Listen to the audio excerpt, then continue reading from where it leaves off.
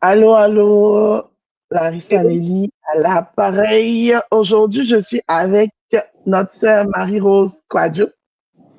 Elle va prendre le temps de se présenter. Vous allez savoir c'est qui, vous allez savoir ce qu'on fait là aujourd'hui. Vous êtes dans Ebony et Érable sur la chaîne Yves Okan Relais, la chaîne qui veut être le relais des Ivoiriens du Canada. Donc, bonsoir Marie-Rose. Bonsoir, Nelly. Comment tu vas? Je vais bien et toi? Ça va, ça va. Là, Ah, j'ai oublié des trucs. Donc, au moment où tu vas être en train de te présenter, je vais comme partager le live. On va prendre un petit moment pour faire connaissance avec toi. Est-ce que tu peux te présenter, mais une présentation à quelqu'un qui ne te connaît pas à quelqu'un qui te connaît déjà, mais qui est Marie-Rose Quadio? bonsoir d'abord. On est en direct là, c'est ça? Ok, bonsoir à toi et merci de m'avoir invité. Et bonsoir aussi à toute la communauté ivoirienne, ivoiro-canadienne. Marie-Rose, je suis d'origine ivoirienne, raison pour laquelle je suis là d'ailleurs. D'origine ivoirienne. Euh, Qu'est-ce que je peux dire encore? Je suis artiste, chanteuse, interprète, auteur-compositeur. Euh, je suis aussi pianiste, multi-instrumentiste. Je fais du piano, je fais du djembé. Et puis, dans mon parcours musical, j'ai fait l'orchestre de l'Université d'Abidjan, qu'on appelait l'OUA dans le temps. Et après ça, j'ai fait l'orchestre de la radio-télévision ivoirienne pendant près de 6 ans. Et puis, bon, aujourd'hui, je suis au Canada. Et là, je suis directrice d'Afro, la directrice fondatrice d'Afro Musique Production, de quoi j'aurai le temps de parler, mais juste comme ça pour se présenter, je suis la directrice fondatrice d'Afro Musique Production. Je suis aussi la présidente du collectif des artistes ivoiro-canadiens qu'on vient à peine de créer, mais on aura le temps de faire la publicité de ce regroupement des artistes ivoiriens. Donc, Ça, c'est une bonne ça nouvelle. fait beaucoup de choses à la fois. Hein. Il y avait beaucoup de chapeaux, hein. On va essayer Euh, de, au fur et à mesure, descendre un chapeau, un à la fois. Pour cette petite tête-là, ça fait beaucoup de choses, mais Ah, on ben, tient bon. c'est bon. Tu as fait une maîtrise en droit. Oui, j'ai une maîtrise en droit. Pourquoi est-ce que tu laisses le droit pour t'en venir à la musique? Disons que la musique, pour moi, ça a toujours été une passion. Il n'y a personne de ma famille qui fait la musique pour, disons, comme certaines personnes, oui, mon père ou bien les membres de ma famille étaient musiciens. Non, pour moi, ce n'était pas le cas. Il n'y avait personne. Disons que la musique m'a choisi au point où elle m'a même obligée à négliger mes études.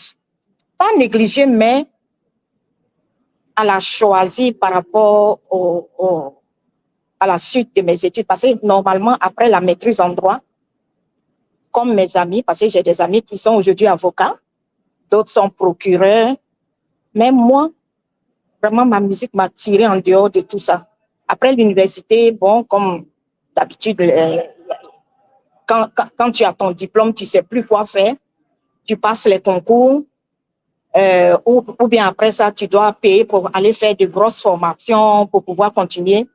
Bon, n'ayant pas les moyens, je me suis dit, bon, je vais passer les concours. Et les concours, vous savez comment ça se passe en Côte d'Ivoire, hein, concernant les concours, là. Donc, n'ayant pas aussi cette patience, j'ai dit, bon, je vais faire les pianos bars. Je me suis lancée dans les pianos bars et animation, dans les restaurants, et puis sur invitation, les mariages et tout ce qui était activité, je me suis lancée dedans. Au point où, quand je passe un concours que ça marche pas, j'ai dit, mon cher, c'est l'argent, on cherche, non. Moi, je continue, j'avance. Donc, ça fait que j'ai mis un peu de côté mes études et la suite. Et puis, bon, je me suis plongée dans la musique. Et puis, j'ai été emportée par, parce que c'est une folie, hein, quand ça te prend, là, ça te lâche pas. J'ai été emportée par ça. Arrivé à un certain moment, quand ça n'allait plus, je me suis dit, mais est-ce que j'ai raté ma vie ou bien quoi? Parce que j'ai fait des études, je n'ai pas continué. J'ai la musique aussi, mais ça coince. Parce que ceux pour qui la musique marche en Côte d'Ivoire, on les voit là. Mais jusque-là, je suis pas arrivée à me faire un nom en Côte d'Ivoire. Donc, je me demandais, est-ce que j'ai échoué j'ai échoué ou bien quoi? Mais comme Dieu a toujours un plan pour chacun, je pense que je suis là où tout musicien a sa chance dans ce pays-là, parce que c'est un pays qui valorise l'art quand même. Donc, je dirais pas que j'ai échoué, bien au contraire. Avec cette maîtrise, j'ai été embauchée en tant qu'animatrice communautaire dans un organisme communautaire. Donc, du coup, j'utilise ma maîtrise et j'utilise aussi mon art. Voilà. Donc, c'est un peu ça mon parcours. Tu sais que d'où on vient là? L'habit fait le moine. C'est ça. Comment est-ce que tes parents, ton entourage a réagi quand ils ont vu que, tu sais, chez nous, l'habit fait le moine. C'est ça. De deux, gros diplôme dans notre tête égale à gros l'argent. Et puis, artiste, faut pas y te mentir, c'est maintenant là même que on va dire que ça marche dans artistes. Sinon, avant, on considère même pas. C'est-à-dire, si on a dit les grands artistes, le reste là, ils n'existent pas. Donc, comment tes parents, comment tes proches ont réagi?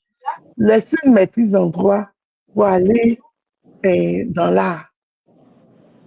Bon, moi, je dirais que ma mère, parce que c'est avec ma mère que j'ai vécu. Mon père, bon, il est décédé, mais avant qu'il ne décède, mes parents, bon, je parlerai de maman. Maman me disait toujours, tu peux faire ta musique, mais je veux de bons résultats scolaires. Une fois que, c'était ça le challenge, quoi. Une fois que tu as de bons résultats scolaires, fais ce que tu veux pendant les vacances. Saute, monte, descend, ça, c'est pas son problème. Donc, j'ai tout fait pour lui envoyer la maîtrise. Maintenant, avoir la maîtrise, le fait d'avoir dans nos pays, le fait d'avoir la maîtrise et de travailler, avoir un travail après la maîtrise, ça ne dépend plus de nous. Hein. On connaît des personnes qui ont de gros diplômes et qui sont gérants de cabines chez nous au pays. Des gens qui finissent avec de gros diplômes et qui n'ont rien, qui n'arrivent même pas à se trouver un emploi. Donc, disons qu'elle n'a pas pris ça, elle n'a pas s'est pas dit que non, c'est un choix que j'ai fait. En fait, on n'a pas pris ça comme un choix délibéré. C'est parce que je passe les concours, j'essaie de faire quelque chose pour avancer dans ce sens, mais si ça bloque, moi, je continue dans la musique qui ne me ferme pas les portes. C'est un peu ça. Donc, c'est pas comme si j'avais le choix. Donc, elle m'a pas trop en voulu pour ça. Parce que c'est que le diplôme que j'ai là, c'est un acquis. Ça est dans ma poche. Donc, quelle que soit la situation, peut-être que si on avait des relations, j'aurais eu du boulot tout en continuant ma musique. Donc, c'est pas comme si c'était un choix délibéré. C'est pas que ça coinçait un peu quelque part. Que moi aussi, je me suis laissée emporter avec ma musique. Donc, disons que les parents ne m'ont pas voulu, ne m'ont pas tenu rigueur ou bien chose, n'ont pas jugé pour ça. Non. Là, tu es pluridimensionnel quand on parle d'instruments de musique. Je dis pluri-instrumentaliste ou instrumentiste. Tu fais du piano, tu fais du djembé. Tu l'as appris à l'école ou c'est un acquis? Non, le piano, j'ai appris le piano parce que c'est un instrument que j'aimais déjà. Mais j'ai commencé à l'apprendre quand j'étais à l'orchestre de la RTI. Voilà. Donc, pendant les pauses à midi, quand les gens sortaient pour aller manger, moi je dis, puisque tous les instruments étaient dans la salle et on passait presque toute la journée là-bas, on y allait, on était des agents de la RTI, donc on monte le matin à 9h et on descend à 17h comme des travailleurs normaux. Et donc, quand les gens sortaient, j'ai dit, bon, au lieu d'aller me balader à bavarder pour dire je ne sais quoi, je préfère m'asseoir et bosser le piano. Donc, petit à petit, c'est comme ça que j'ai bossé le piano. Je me rappelle même quand j'attrapais quand même un pianiste à côté pour lui dire, pardon, explique-moi tel chose, montre-moi ça. Il dit, mais femme, tu veux jouer piano, pourquoi? Faut prendre tes doigts, tu vas aller piler, tu as fait quoi un piano? Il dit, moi, je vais faire piano là. Et quand je me mets quelque chose en tête là, j'y vais jusqu'au bout. C'est comme ça que j'ai appris le piano. Et comme je dis toujours, pour quelqu'un qui veut apprendre un instrument, il faut avoir l'instrument chez soi à la maison. Ça fait que même si tu as 2 ou 3 minutes quelque part, tu montes sur ton instrument. C'est comme ça, à la longue, j'ai acheté un instrument et je continue à bosser en dehors de la salle de répétition à la maison, petit à petit. Donc, quand je commençais à jouer le piano, je ne savais pas ce que c'était, comment on appelait les accords. J'appuie, parce que je sais qu'on appuie ça, après ça, on appuie ça. Je faisais ça comme ça, jusqu'à ce que je vois que oui, ça peut aller, ça peut aller. Donc, je me suis assise maintenant sur le net. J'ai jamais eu de professeur de piano, non. Sur le net, au fur et à mesure, j'ai commencé à apprendre les noms, approcher quelques amis. J'avais un ami qui est décédé, qui est pianiste, un très bon pianiste, Abraham, on l'appelait Abraham. Vraiment, c'est lui qui m'a donné même le goût du piano. Donc, au fur et à mesure, à chaque fois qu'on allait jouer quelque part, quand il finit un chant, j'ai dit, pardon, donne-moi les accords. Et puis j'écris. Il finit tel chant, donne-moi les accords. J'écris. Arrivé à la maison, j'essaie de reproduire le chant. En fait, c'est de la détermination. C'est ce qui a fait que j'ai appris à jouer le piano. Maintenant, concernant la percussion, c'est c'est en début 2025. Parce que je suis arrivée en septembre 2025. Donc, début 2025, que j'ai commencé à apprendre la percussion. Parce que je savais que, bon, comme on était dans la procédure de parrainage pour que je puisse venir, je savais que dans ce pays-là, ce sont des instruments. Parce que le piano, c'est vrai, c'est bon, hein, mais Blanc même joue piano. Donc, je ne sais pas quel piano toi tu as joué, puis tu as effrayé Blanc. Donc, j'ai dit, percussion, là, c'est un instrument de chez moi. Donc, attends, je vais apprendre un peu, même si ce n'est pas excellent, mais je vais apprendre un peu percussion. Parce que je sais que là où je vais, là, ça va me servir. C'est comme ça que j'ai appris la percussion. C'est la détermination. J'aime ton mindset, franchement. Tu te mets quelque chose dans la tête, tu te dis ça peut aller, puis tu mets les moyens pour atteindre tes objectifs. C'est ça. Donc, ça, c'est une très belle leçon. Comment tu fais pour arriver à la RTI et puis à la RTI? Et qu'est-ce que cette expérience-là, toi, t'as appris? Parce que là, tu viens de dire que c'est là-bas que tu as appris le piano, mais quoi encore comme expérience? La RTI, quand j'étais à l'université, à chaque fois que je partais au cours, on passait devant la rue. On passait par la rue, qui passe devant la RTI. C'était une maison peinte en bleu blanc là. La maison bleue. J'ai dit, cette maison-là, moi, je vais travailler ici. Cette maison sera ma maison. À chaque fois qu'on passait, hein, j'ai dit, cette maison sera ma maison.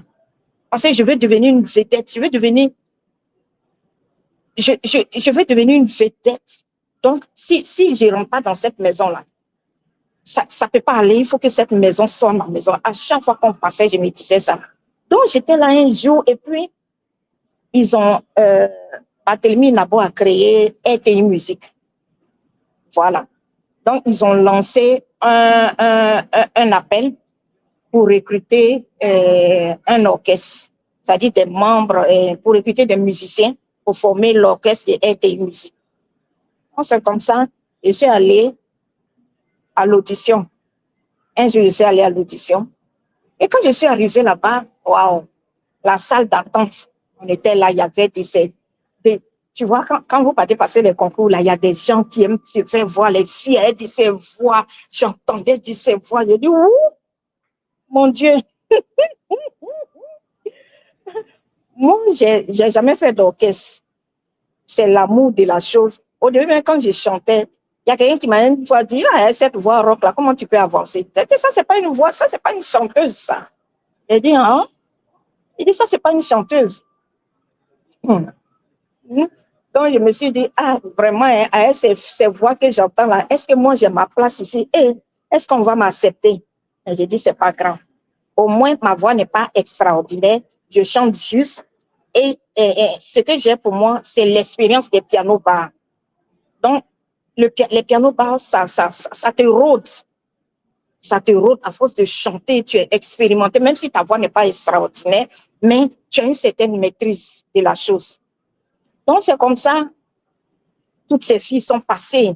Ils ont auditionné tout le monde. Quand je suis arrivée, je suis venue, j'ai pris un chant et j'ai joué ça comme si j'étais dans un piano bar avec une certaine assurance sur scène. L'assurance, et puis j'ai chanté. Notre chef, celui qui faisait l'audition, c'était M. Tomba Mamadou, que je salue au passage. Et puis, bon, après ça, ils disent, bon, allez-y, la personne qu'on va rappeler, c'est la personne qui aura été sélectionnée. J'étais là. 2 jours après, on m'appelle. J'ai dit, ah, finalement, les voix angéliques extraordinaires que j'entendais. J'ai dit, oh Dieu merci.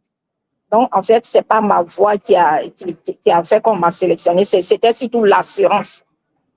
C'est de ça les gens avaient besoin, en plus de la voix, mais au moins l'assurance sur scène. Parce que c'est des émissions télévisées qu'on allait faire. En plus, on accompagnait les gens. On a fait, quand on a été sélectionné, quand l'orchestre a commencé, on était chargé d'accompagner les artistes qui venaient pour Dimanche Passion avec Barthélemy Napo. Donc, on avait besoin de quelqu'un qui s'y connaît un peu au niveau des voix, qui a une certaine assurance, les chœurs, tout et tout. C'est comme ça que je suis rentrée à l'orchestre de la RTI. Et c'est quelle expérience, c'est quoi que tu as appris, c'est la plus belle leçon de vie que tu as appris dans cette période de ta vie-là à la RTI? À la RTI, bon, je suis en ok. À la RTI, désolé, ce sont mes collègues. À la RTI, bon, j'ai beaucoup aimé l'expérience de la RTI parce que ça m'a fait connaître quand même. Même si je suis pas arrivée au stade où, genre les José, tout le monde connaît José, tout le monde connaît, non, mais au moins ça m'a fait connaître. Ça m'a fait connaître et j'ai côtoyé beaucoup d'artistes ivoiriens. Ça, c'était une belle expérience aussi. Et puis, ça m'a permis de comprendre un peu le monde du show business aussi. Puisque c'est un monde dans lequel j'avais toujours l'intention d'évoluer. Donc, c'est ça. Ah, en tout cas, c'est très, très intéressant. Là, on va parler un peu de ton immigration. La première question que j'aime poser aux gens, c'est pourquoi tu as choisi d'immigrer au Canada? Le Canada. Le Canada, comme je le disais tout à l'heure, c'est un pays qui valorise l'art. C'est un pays où quand tu es artiste et que tu fais ta chose, ton art de façon sérieuse, tu as ta place. Tu as ta place. Donc, on va pas te mettre des barrières parce que tu connais pas telle personne, ou bien parce que tu n'as pas baissé la culotte, ou bien parce que tu n'as pas... C'est ça dans le milieu, hein? Ou bien tu n'es pas assez jolie pour qu'on puisse te lancer ce genre de trucs. Non. Tu connais ta chose, tu connais ta chose. Tu l'as fait de façon sérieuse dans ce pays-là. Mais tout est à ta disposition pour que tu puisses avancer. Et les subventions et quoi, vraiment. Voilà pourquoi j'ai J'ai choisi le Canada. J'ai aimé le Canada.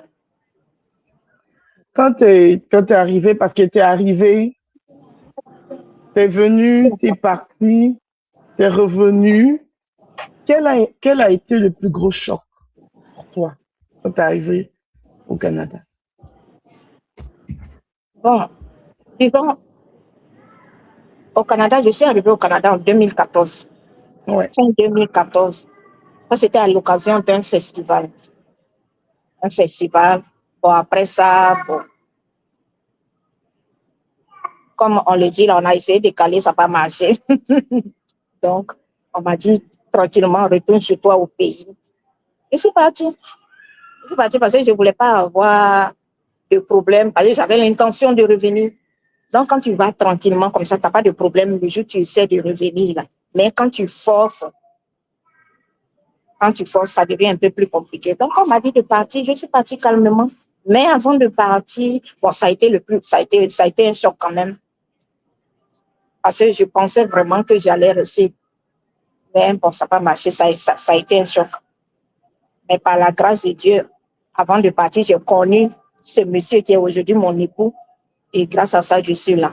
Donc, disons que tout ce que Dieu fait est bon.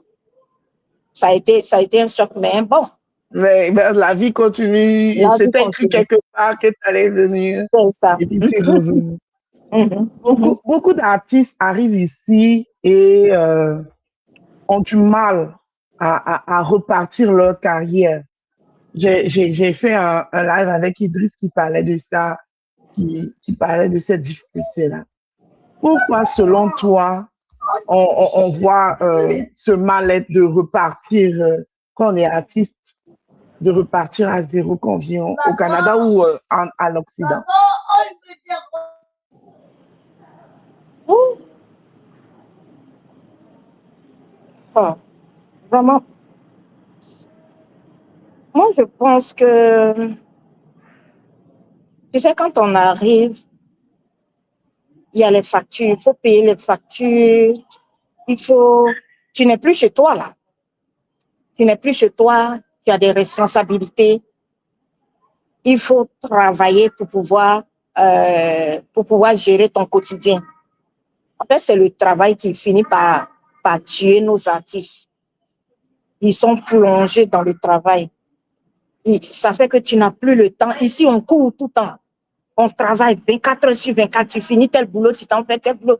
Juste parce que tu as besoin de subvenir à tes besoins. Tu as besoin de joindre les deux bouts.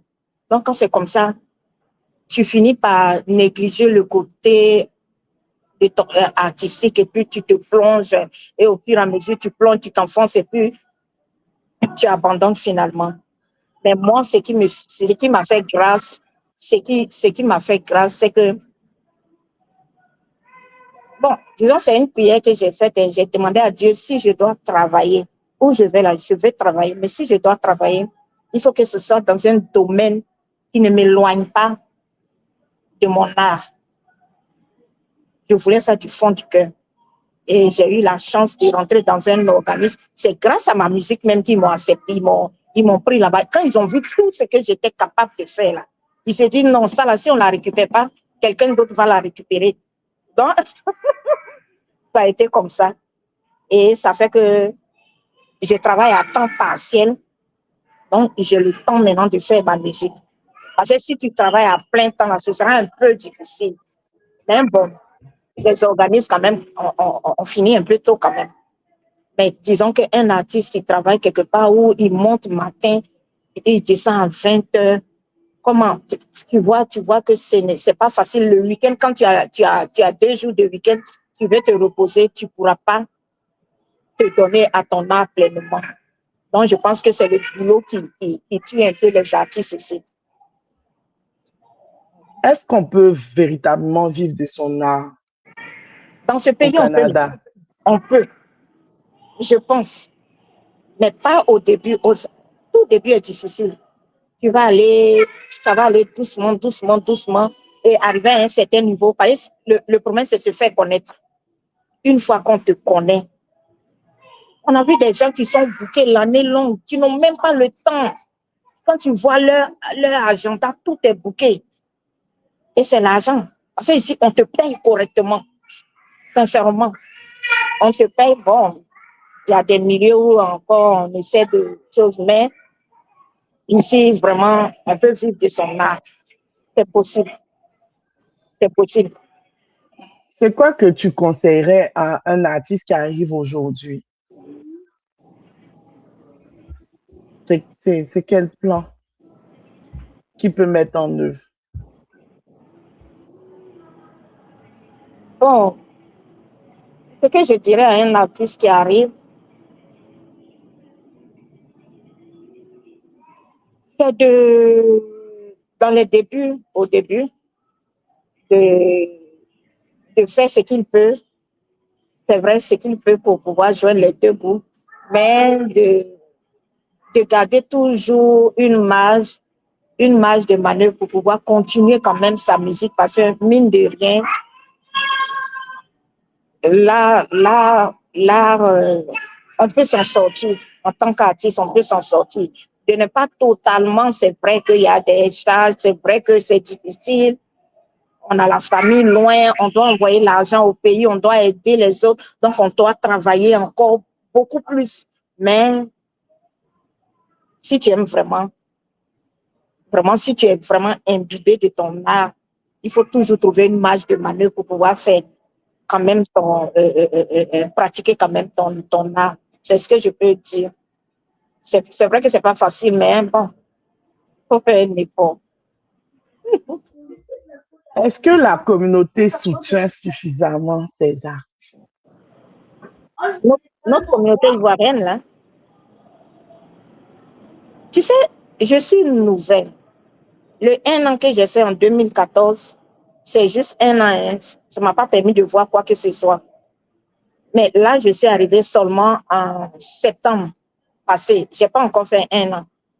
Donc, vraiment, je suis pas vraiment renseignée sur ce domaine-là, si la communauté soutient ou elle ne soutient pas. Mais ce que toi, tu fais déjà, c'est déjà bon. C'est déjà appréciable, sincèrement. Avec les spots que tu lances, quand un artiste fait quelque chose, tu mets ça sur le groupe,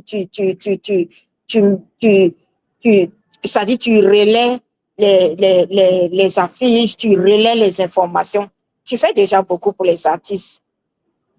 C'est déjà beaucoup. Ouais, on va essayer. Nous, là, le souci, c'est on n'a pas l'argent pour vous payer. Quand tu as dit que d'autres font, là, tu parlais de nous. C'était statut visé. Il fallait que nous, on fait le yaki. Yaki, il faut diminuer. Ben, ça va. On va parler de tes projets. À ton actif, tu as un album qui s'appelle Avant-Avant. Pourquoi le titre Avant-Avant? Bon, avant. Ah, cet album-là, je l'ai fait il y a longtemps. Hein? Est-ce que. Bon, avant. En fait, je parlais de la façon de vivre de nos parents avant, qui était une façon vraiment saine par rapport à ce que nous, on vit aujourd'hui.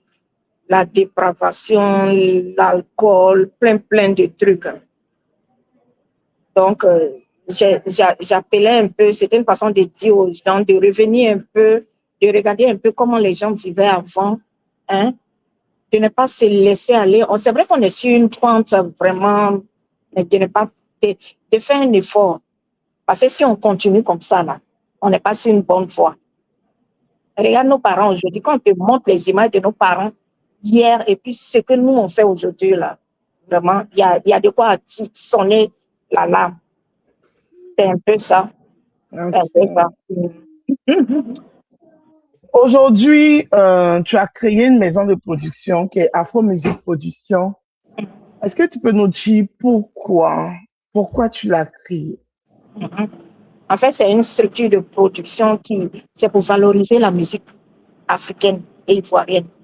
Ici, on a beaucoup la force du Canada, c'est la diversité. Il y a beaucoup de nationalités. Chacun vient avec ce qu'il a, avec sa culture. Et nous les Ivoiriens, nous les Africains, il faut qu'on fasse un effort pour qu'on connaisse aussi, pour faire découvrir. On a beaucoup de choses chez nous. culturel, domaine culturel, on a beaucoup. En Côte d'Ivoire seulement, la même là. Vraiment, c'est incalculable. Il faut qu'on fasse connaître notre musique aussi dans ce pays-là. Au Canada, on connaît plein de musique, plein de cultures. Mais nous, les Africains, il faut qu'on s'impose aussi. Il y a comme je dis, là, il y a la place pour tout le monde. Il faut que nous aussi, on parle de nous aussi. Donc, moi, j'ai fait ça, j'ai créé cette structure-là.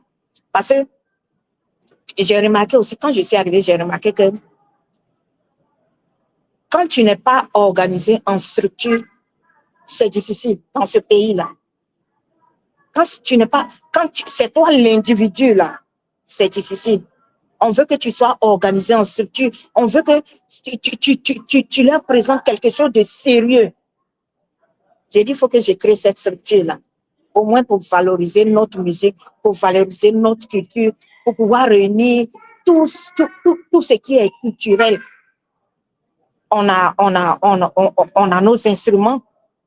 On a nos instruments, on a le balafon, on a la percussion, on a nos danses, on a notre musique, on a nos tenues, on a nos accessoires, on a tellement de choses africaines qu'on peut valoriser, on peut faire connaître dans ce pays.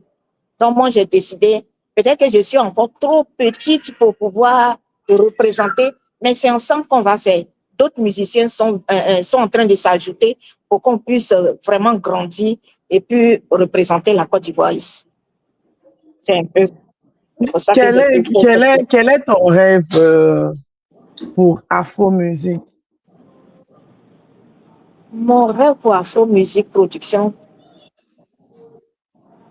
c'est faire connaître cette structure-là dans ce pays, qu'on puisse dire oui, il y a une structure qu'on appelle Afro Music Production. Parce que j'ai des grands objectifs pour cette structure-là. Donc, mon rêve, c'est que Afro Music Production soit soit incontournable dans ce pays. Voilà. Quand on pense à artistes ivoiriens, artistes africains, il faut qu'on pense à Afro Music Production.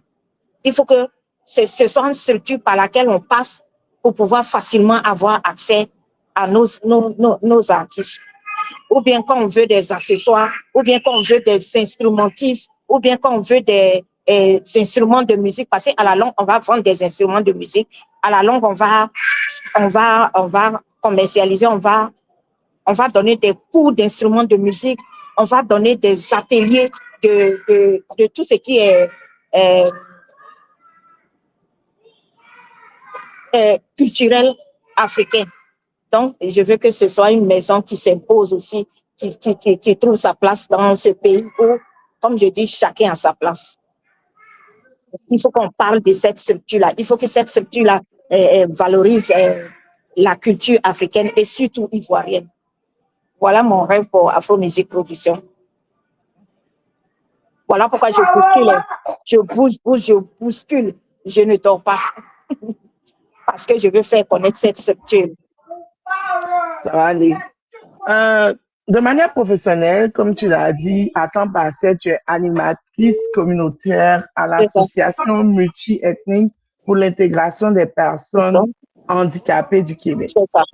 C'est quoi concrètement ton rôle dans cet organisme? Bon, dans cet organisme-là, mon rôle, c'est d'abord, comme le dit le nom, animatrice. C'est-à-dire, je me charge d'animer, d'abord de rentrer en contact. Je fais le relais avec les autres organismes. Je suis chargée de trouver des partenaires, faire le relais de l'organisation aux autres partenaires. Et puis, j'anime, je motive les membres. C'est-à-dire mobiliser les membres. Et quand on a des sorties, organiser les sorties, d'abord c'est la directrice qui est là, qui couvre tout.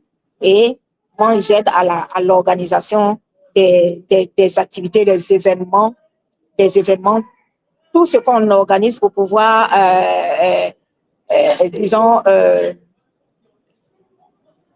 pour pouvoir faire sortir les membres. C'est-à-dire, on organise des activités culturelles selon les saisons. que ce soit en automne, que ce soit en été, tout et tout. Par exemple, aujourd'hui, on devait faire sortir les membres pour venir, parce qu'il y a des non-voyants, des personnes en situation de handicap physique, choses mentales aussi. Donc, ces personnes ont besoin de sortir. Ces personnes ont besoin de se divertir. Donc, nous, on est chargé, moi, je suis chargée de l'organisation de ce genre d'événements. Donc, c'est un peu le rôle de l'animatrice. Tu dois mobiliser les membres. Tu dois t'occuper de l'organisation des différentes activités. Tu dois aussi servir de relais avec les autres organismes et puis trouver aussi des partenaires. C'est un peu ça. Là, on est en train de tirer vers la fin. Si quelqu'un regarde l'émission et il hésite encore à croire en ses rêves, qu'est-ce que tu aimerais lui dire à Il cette hésite à croire personne-là? en quoi? En ses rêves. Parce que toi, tu as une certaine détermination là qui, ouf. Donc, c'est quel conseil que tu peux donner? Vraiment. Moi, je dirais, il ne faut jamais abandonner ses rêves. Jamais, jamais, jamais. Parce que je dirais que je suis un exemple vivant du fait que quand tu veux quelque chose du fond du cœur, ça, normalement, je devrais faire un témoignage. Parce que quand tu veux quelque chose du fond du cœur, tu rêves que c'est ce que tu veux. Vraiment, il y aura des obstacles. Mais les obstacles, c'est quoi? C'est pour voir si c'est vraiment ça que tu veux. C'est pas pour t'arrêter, hein, mais c'est pour voir si tu es vraiment déterminé. Et si tu es déterminé, la route va s'ouvrir et tu vas passer pour pouvoir atteindre ce que tu veux. Mais je dis toujours que quand tu veux quelque chose du fond du cœur, quand il y a un obstacle, tu dis bon, peut-être que ça, c'est pas pour moi, hein, je m'en vais ailleurs. Arriver là-bas aussi, tu dis c'est ça là, je veux. Il y a un obstacle, tu dis oh, on dirait c'est pas bon. C'est que vraiment, mon frère, c'est pas ton rêve, c'est pas un rêve ça. Parce que quand on a un rêve du fond du cœur là, on fait tout pour pouvoir le réaliser. Donc il faut rester focus, quels que soient les obstacles, il faut rester focus. La preuve, je suis restée focus sur ce que je voulais. J'ai dit, moi, je vais devenir une vedette. Moi, je vais devenir une grande, je vais devenir une artiste internationalement reconnue. Et je pense que je mets tout en mesure pour ça. Peu importe, je mets tout en mesure pour y arriver. Donc, moi, je conseillerais aux gens de ne pas abandonner leurs rêves. Parce que ce monde a été construit sur la base d'un rêve. Quelqu'un a rêvé un jour. Par exemple, quelqu'un a rêvé de créer la lumière. Il dit non, il fait noir. Il faut qu'on ait la lumière, il faut quelque chose la nuit pour pouvoir nous éclairer. Et il est arrivé. Donc, ne pas abandonner son rêve. Tout part d'un rêve, tout part de quelque chose qu'on a en tête. Et pour pouvoir, du moment où on l'a en tête jusqu'à ce que ça se réalise, il y aura un chemin. Il y aura des trous noirs. Mais il ne faut pas s'arrêter, il faut continuer. Si on veut vraiment y arriver, il faut continuer. Alors moi, je leur dirais de continuer, d'avancer, de foncer, de ne pas s'arrêter sur un obstacle. D'avancer, de continuer. Quels sont les types d'événements pour lesquels on peut te contacter, on peut avoir Marie-Rose comme artiste? Bon, je dirais tout type d'événements, que ce soit les mariages, que ce soit les événements communautaires, que ce soit les fêtes d'entreprise, que ce soit les festivals, que ce soit... Parce que moi, j'ai 3 sortes de configurations. J'ai mon band, j'ai un band pour m'accompagner. Si c'est un événement où on a besoin de tout un orchestre, tu m'appelles même demain matin, on sera là. Et ma deuxième configuration, c'est en trio. C'est-à-dire, je suis au piano, il y a un guitariste et un percussionniste. Et à 3, on fait le show. Et la troisième configuration, je suis seule au piano et je te mets le show. Je vais te soulever la salle sans problème. Parce que mes chansons, je fais bien les programmations. C'est moi-même qui fais les programmations des chants et je joue les accords au piano. Et quand tu écoutes, tu as l'impression que c'est le chant même original qu'ils sont en train de jouer. C'est comme ça que je fonctionne. Donc, on peut m'appeler pour tout type d'événement. Donc, ça veut dire que tu offres différents types de prix. Donc, orchestre, trio ou solo. Solo, c'est ça. Donc, là, on tend à la fin de notre discussion. Donc, la première question, c'est est-ce qu'il y a une question que tu t'attendais que je devais poser et qui n'est pas venue? Est-ce que tu penses à une question que tu voulais vraiment répondre? Je pense Oui, que tu as fait le on coup. a tout dit. On a tout dit. OK. Mais la deuxième, c'est comment, c'est là qu'on fait la pause publicitaire. Donc, c'est là, je dis, vends-toi. Qu'est-ce qu'on doit retenir? Qu'est-ce que tu veux qu'on retienne?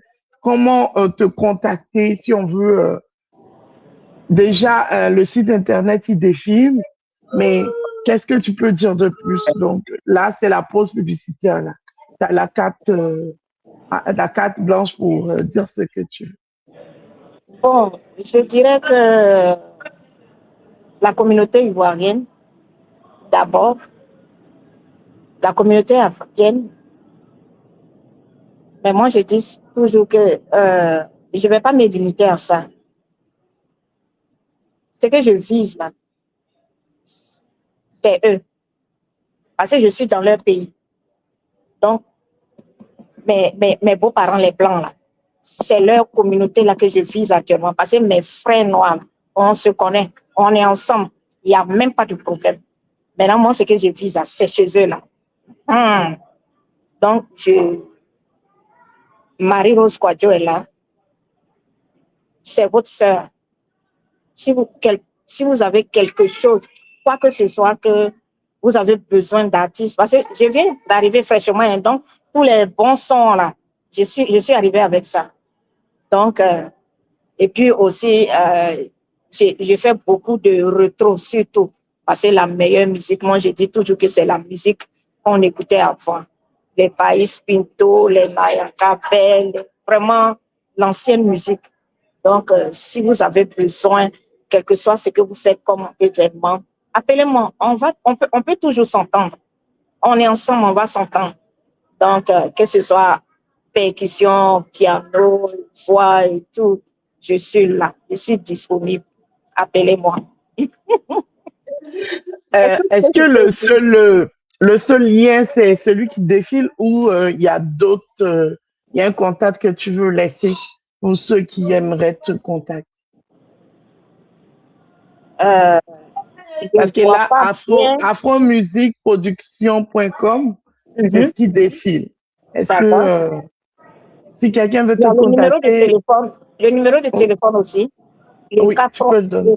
438 765 4935.